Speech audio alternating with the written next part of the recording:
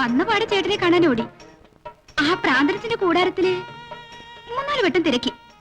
അച്ഛനുമില്ല, ചേട്ടനുമില്ല. പരിഭവിക്കാതിന്റെ Julie, ഞാൻ എങ്ങനെ ഇവിടെ കാണാനാ? കാലത്തെ ചെപ്പും പന്തുമായിട്ട് അങ്ങോട്ട് ഇറങ്ങും. കണ്ണി കണ്ട പക്ഷികളെല്ലാം ആ കുന്ത്രാണ്ടം വെച്ച് നോക്കും, എഴുതും. ഈ മലയും കാടും കാട്ടാറും ഒക്കെ കണ്ട് മടുത്തു. നാട്ടിലുള്ള മനുഷ്യരെ കാണാൻ എന്ത് കൊതിയാണെന്നോ. അതുകൊണ്ടല്ലേ ജൂലിയെ കാണുമ്പം എനിക്ക് വേണ്ട വേണ്ട, അതൊക്കെ കല്യാണം കഴിഞ്ഞിട്ട് മതി. ഓ, കല്യാണക്കാര്യം എനിക്ക് ഓർമ്മയുണ്ട്. എനിക്ക് 1000 രൂപ ശമ്പളം കിട്ടുന്ന കാലത്ത് കെട്ടിക്കൊള്ളാമെന്ന്. ശമ്പളം കൂട്ടി തരാമെന്ന് പറഞ്ഞാണ് കുശിനിപ്പണി കളഞ്ഞ് അച്ഛൻ എന്നെ കൂടെ കൂട്ടിക്കൊണ്ടുവന്ന്. ഇപ്പൊ ശമ്പളം ഇല്ലെന്ന് മാത്രമല്ല, കുശിനിയുടെ കൂടെ കുശുമ്പുമായി.